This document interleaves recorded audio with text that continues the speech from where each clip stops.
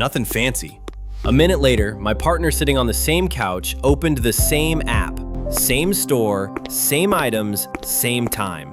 She looked at her phone and said, "Hey, why is yours more expensive?" I laughed. Then I checked. She was right. Same products, different prices. At first, I assumed it was a bug, or maybe a sale I missed. But the more I looked into it, the clearer it became this wasn't an accident, it was a feature. And once you see it, you start realizing how often it's been happening quietly every single week. My name is John, and I'm not a finance guru. I'm not a millionaire, I don't have a course to sell you. I'm just someone who spends way too much time thinking about why people who work hard still feel broke. Because most of us were taught a pretty simple formula growing up. Work hard, make more money, be responsible, and things will slowly get easier. But somewhere along the way, that promise stopped feeling true. Today, we're working more hours than ever. We're more productive than any generation before us. And yet, a huge number of people can't cover a small emergency without stress. Not because they're careless, not because they're bad with money, but because the system around them has quietly changed. This video isn't about budgeting hacks or skipping lattes. It's about something far less visible and far more powerful. It's about how prices are no longer neutral. For most of history, when you walked into a store, the price on the shelf was the price. Everyone paid the same. Rich or poor, busy or bored. But today, especially online, that idea is breaking down. More and more, prices are being personalized. Not based on who you are, but based on how you behave, how fast you click, how often you compare, how tired you are when you shop, whether you tend to buy now or wait. And if you think that sounds a little uncomfortable, you're not wrong. Because when prices adapt to behavior, the people who pay the most aren't the most reckless. They're usually the most exhausted. The parents buying groceries at 10 p.m., the workers ordering dinner after a long shift, the people who don't have the time or energy to play price detective. In this video, I want to walk through three things. First, how we went from one price for everyone to prices that quietly change from person to person. Second, how algorithms learn your personal pain threshold without ever asking you a single question. And third, what this actually costs you over a year. Not in theory, but in real dollars and real hours of your life. This isn't about blaming ourselves. It's about understanding the rules of the game we're already playing, whether we realize it or not. Most of us grew up believing something very simple about money. A price is a price. You walk into a store, you see a number on a tag, that number applies to everyone. Doesn't matter who you are, doesn't matter how tired you are, doesn't matter how much money you make. And third, that belief is so deeply wired into us that we don't even question it. And for a long time, it was mostly true. If you and I walked into the same grocery store in 1995 and grabbed the same carton of milk, we paid the same amount. The cashier didn't quietly decide I looked more desperate than you. The shelf didn't change its mind because you were in a hurry. Prices were blunt, unpersonal, almost boring. Then the internet showed up. At first, nothing seemed different. Prices were still listed, you could still compare, everything looked familiar. But behind the scenes, something massive had changed. For the first time in history, sellers could watch how you behaved before you bought something. Not just what you bought, but how you hesitated, how fast you clicked, whether you came back 3 times or bought immediately. That was the moment one price quietly started dying. We've already accepted versions of this without much resistance. Airline tickets change by the hour. Ride-sharing prices spike when it rains. Hotels cost more during conferences. We tell ourselves, that's just supply and demand. But what's happening now goes a step further. Because instead of reacting only to the market, prices are reacting to you. Two people can be part of the same demand wave and still be charged differently. And the reason this feels so unsettling is simple. You never see the comparison. In a physical store, unfair pricing is obvious. Someone would notice. Someone would complain. Online, pricing happens in private. Your screen, your account, your moment of need. There's no shelf label to argue with. No line of customers behind you seeing the same number. Which means the system doesn't need to be perfectly fair. It just needs to be invisible. And when something is invisible, people, we default to physical blaming store, ourselves. unfair I pricing should have is checked obvious. earlier. I must have Someone missed a would discount. notice. I guess Someone that's would just the price complain. now. But what if it Online, isn't? shelf label What if to the argue price with. you're seeing No line of isn't the customers price, behind you but seeing the your same price? number. And what if that Which price means the quietly system doesn't changes mean based on ourselves. how much the system I should thinks have you're checked willing earlier. or I must have forced missed a to discount. pay? I Once you guess start that's asking just the that price question, now. a lot of everyday frustration What if the suddenly price makes you're sense. seeing Why isn't convenience the keeps price? getting more expensive. And Why what if that rushed price purchases quietly always changes? feel Once you start overpriced. asking Why that being question, busy a seems lot to of cost everyday more than being frustration suddenly patient. makes And we sense. haven't even talked Why about convenience algorithms keeps yet. getting more expensive. Here's the part that makes people uncomfortable. The algorithm doesn't know your name. It doesn't know your salary. It doesn't know whether you're good or bad with money. But it knows something far more useful. It knows your behavior. And behavior is a better predictor of what you'll pay than income ever was. Think about it from the system's point of view. If you always compare prices, wait a day, abandon carts, and come back later, you're sending a clear signal I care about price. If you usually buy the first option, late at night after a long day, you're sending a different signal. I care about convenience, right now. The algorithm doesn't judge either one, it just learns. Every click is feedback. Every scroll is data. Every time you hesitate or don't is a lesson. Over time, the system builds a quiet profile of you. Not who you are, but how much friction it takes before you give up and pay. That's what people mean when they say pain threshold. Not physical pain, financial pain. How high can the price go before you stop? And here's the unsettling part. The system doesn't need to get this perfect. It doesn't need to squeeze you for the maximum possible dollar every time. It just needs to push the price slightly higher and see if you still buy. If you do, that becomes the new normal. This is why prices often don't jump dramatically. They creep.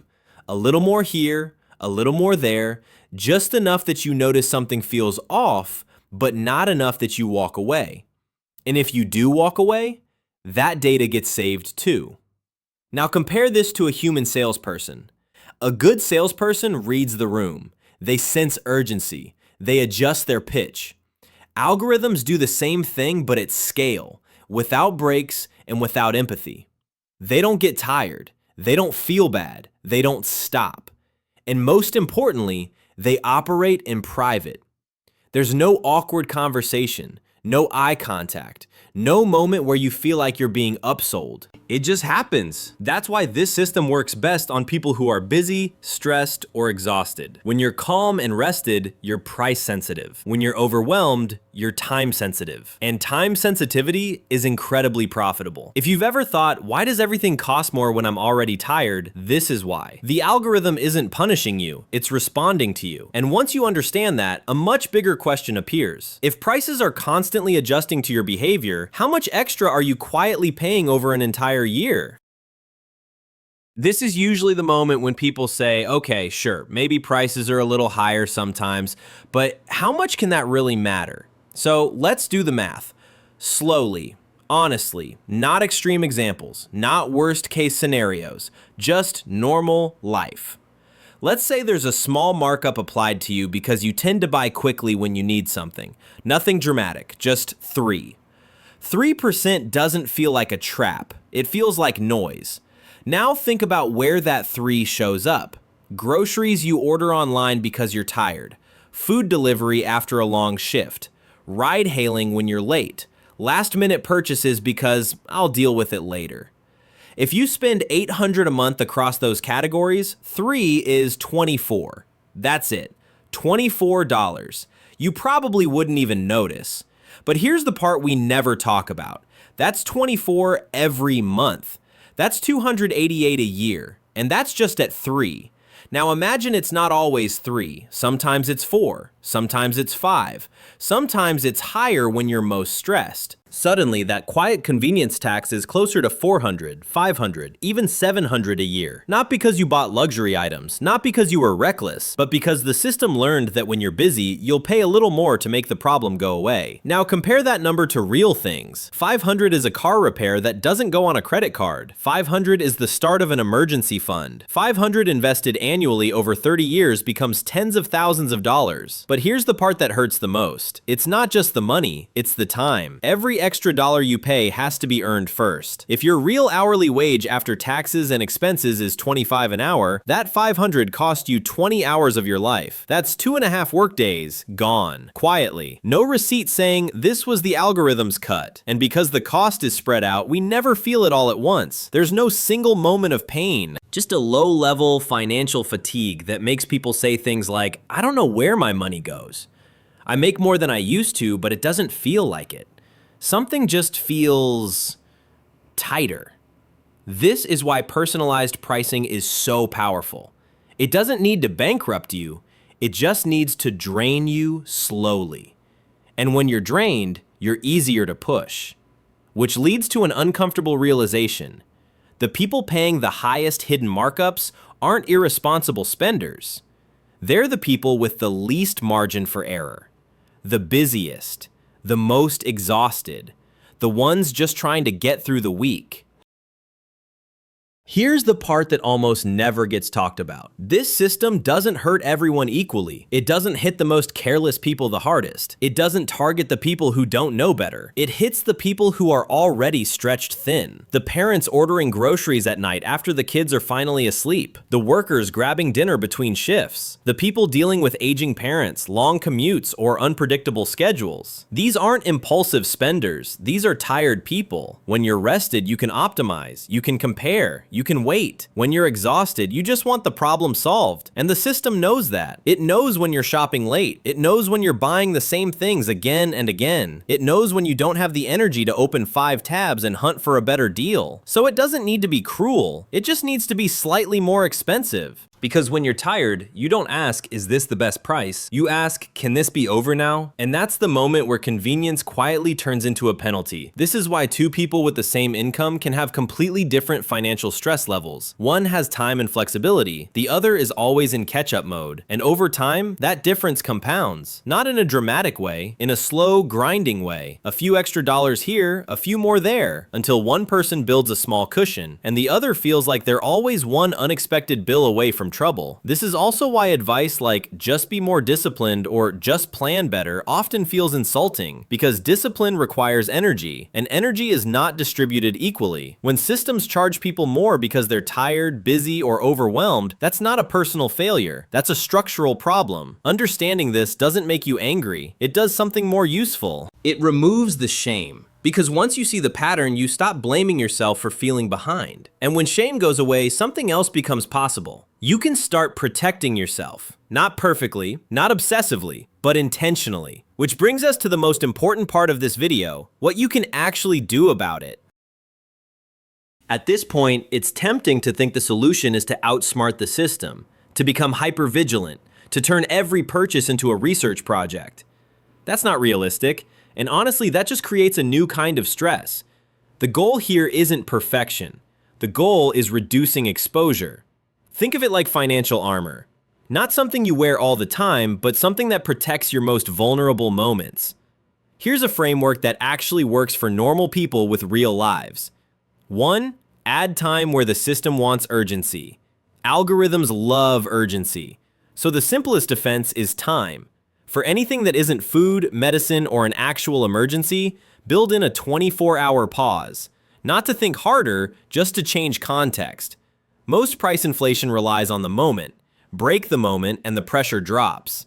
You'd be surprised how often the price mysteriously improves the next day, or how often you don't want the thing anymore. 2 separate convenience from habit? Convenience is expensive, that's not new. What's new is how often convenience becomes automatic. If you always buy the same things the same way, the system learns that pattern fast. The goal isn't to eliminate convenience, it's to use it intentionally. Delivery when you're sick? Worth it. Delivery because you're exhausted every night? That's a leak. Pick a few categories where convenience is allowed and a few where it isn't. That alone creates friction the algorithm doesn't like. 3. Check prices without your context. You don't need to become paranoid, just curious. Before bigger purchases, check prices logged out in a private browser on another device if possible. You're not hunting for a conspiracy, you're checking whether the price is stable or reactive. If it changes easily, that's a signal, not a scandal. 4. Build a small emergency buffer. Yes, even 100. This sounds unrelated, but it's not. Emergency funds don't just protect you from emergencies. They protect you from urgency pricing. When you have even a small buffer, fewer things feel like I must solve this now. And when urgency disappears, your negotiating power quietly returns. A 100 buffer can save you hundreds over a year, not by earning interest, but by preventing panic purchases. 5. Use lists to remove decision fatigue. Algorithms feed on decision fatigue. Shopping lists do the opposite. When you already know what you're buying, you're less reactive to recommended items. Upsells, slight price nudges, you don't need to optimize every dollar. You just need to stop negotiating with yourself while tired. 6. Choose transparency over perfect UX. The smoothest apps are often the least transparent. That doesn't make them evil, but it does make them expensive. Whenever possible, favor clear pricing, fewer add-ons, less magic. A slightly worse interface can mean a much fairer price. 7. Redefine winning. This might be the most important step. Winning isn't paying the lowest price every time. Winning is not paying extra because you were exhausted. Winning is having enough margin that small price differences don't control your mood, your stress, or your choices. You don't need to beat the system. You just need to stop being its easiest target. And once you do that, something interesting happens. Money feels calmer, not because you suddenly have more of it, but because it stops slipping away invisibly. If there's one thing I hope you take away from this video, it's this. You're not bad with money, and you're not imagining it when things feel tighter, even though you're doing everything right. What's changed isn't your discipline. It's the environment. Prices aren't neutral anymore. They're responsive. They adapt to behavior, urgency, and exhaustion. And when you don't know that, it's easy to turn the frustration inward. You start thinking you need more willpower, more optimization, more guilt. But guilt doesn't fix systems. Understanding does. Once you realize that some of the money slipping through your fingers isn't a personal failure, but a design choice, you stop shaming yourself for feeling behind. And that's powerful, because shame keeps people reactive. Clarity makes people intentional. You don't need to outsmart algorithms. You don't need to win every transaction. You just need enough awareness to protect your most tired moments, because that's when the system is the most expensive. If this video helped put words to something you felt but couldn't quite explain, consider sharing it with someone who's always doing fine but never feels comfortable. And if you want more conversations like this about the quiet forces shaping our financial lives, feel free to subscribe. Not to get rich on paper, but to build a life with a little more margin, a little less stress, and a lot more choice. Because at the end of the day, I don't want you to be wealthy on a spreadsheet. I want you to be wealthy in life.